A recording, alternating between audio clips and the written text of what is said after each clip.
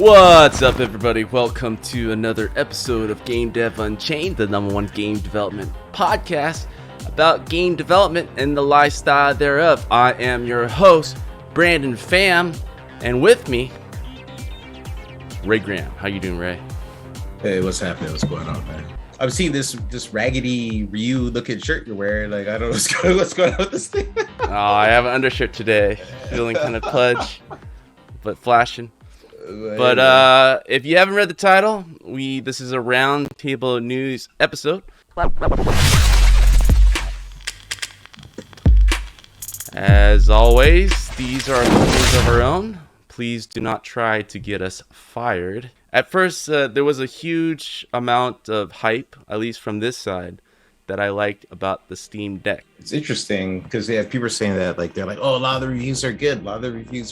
And then I see a review, the title from The Verge, and the title is "The Steam Deck is a Glorious Mess." And so, part of what is exciting about this whole thing is that I think the potential of it outweighs a lot of those shortcomings, because it's not like people are being delivered bricks at their doorstep, right? It does work. console's content is king. Like with these devices, the content's king. The content we play, and if people get value out of it, that's what's going to tell the story. It's a drag sitting in front of your computer to play it. It is. On top of everybody's mind, and leading up to that point, it was all about blockchain and NFT, right? So before you groan, before you shut this podcast episode off, right, I am actually very surprised, to a certain degree, how people are so turned off by this subject. I'm actually torn on it. Actual physical art, there's a whole process of provenance, Yep. who owned it, and keeping track of that so that you can know whether it's a legit piece of art. Yeah. Right? So you can track the owners and know that it is from this set of artwork and all of that kind of stuff. So there's a whole notion of that, and that's what makes it a unique piece of art.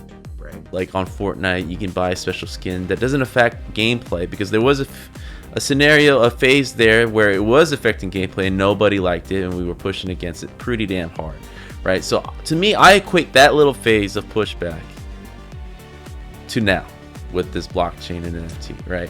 Hey, let me be clear, right? I get so much flack every time I kind of talk to people about this on the podcast, or like just researching on it, right?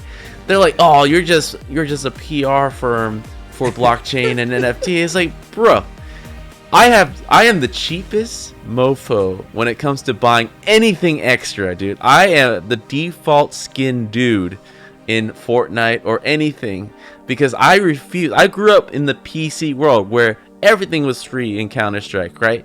Where custom skins was made by this kid in a garage, and you just download it and locally you change the skin. Like, that's where I come from, the modding days. All of the leaders and the think piece people and all the people in this space are starting to say, like, there's a whole new gaming segment, the whole playing to earn segment. Yeah. And I'm just like, bruh, that sounds like a job. Like games used to be fun. Used to be about fun. Now we're talking about playing to earn. Not to say that that's game industry is very broad and we should allow different things in, right? But we're also allowing something in that, like, again, is harmful to the environment. Doesn't really necessarily serve any sort of practical purpose. The technology itself doesn't provide any practical service other than speculation and taking money from people.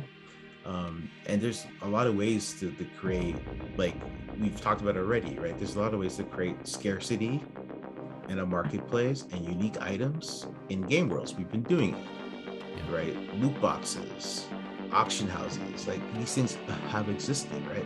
And now we have this NFT thing that we're trying to shove into games because of course we are.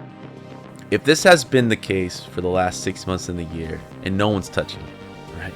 However, you have friends, I have friends, and they're making shit and they're selling it to people who wants it. People are touching it, and I have a friend that's an artist. He's all about it, right? Yeah. People are doing it because they are making money. Yes. Right. That is the driver, right? It isn't about the usefulness for No, the but community.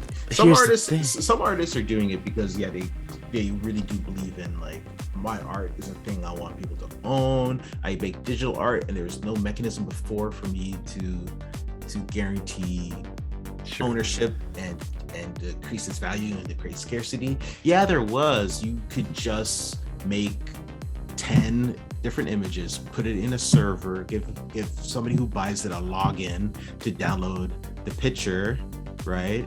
And that's their picture. And if they choose to have someone copy it or make a copy of it, yeah, but you can still do that with NFTs. NFTs are not uncopyable. You can still copy them. Right. You can just right click save as, right? But then they're saying, oh, but it doesn't have value because it doesn't have the blockchain attached. Now, because we're not, it's all digital art.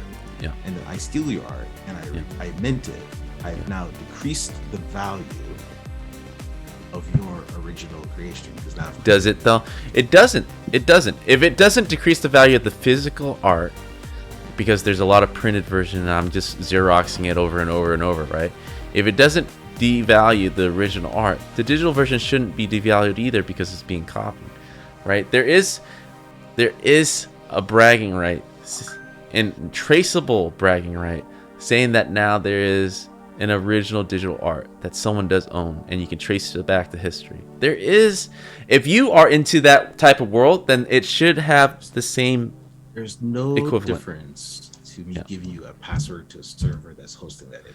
Okay, now you're talking about kind of Windows PC and Valve Steam Deck. Only a few will do that. They need a third party to handle all that in the background. I'm saying there's no difference. Yeah, to me, and I'll end it with this, the timeline is very similar with how Loot Crate went about it, right? It took a few years for us to figure out the formula, and part of Loot Crate is existing right now with these downloadable packs or season passes, right? To me, those are Loot Crates, but done in a very tactful way. And it took us a while to get there. I mean, I hate the fact that people forget that and they say, well, we fought Loot Crates and it died. It didn't die. It just got repackaged in a way that was acceptable. And I feel they found the business model that wouldn't have people in uproar. Yeah. It also, Loot Crates never were claimed to be sources of evil in the world. And NFTs.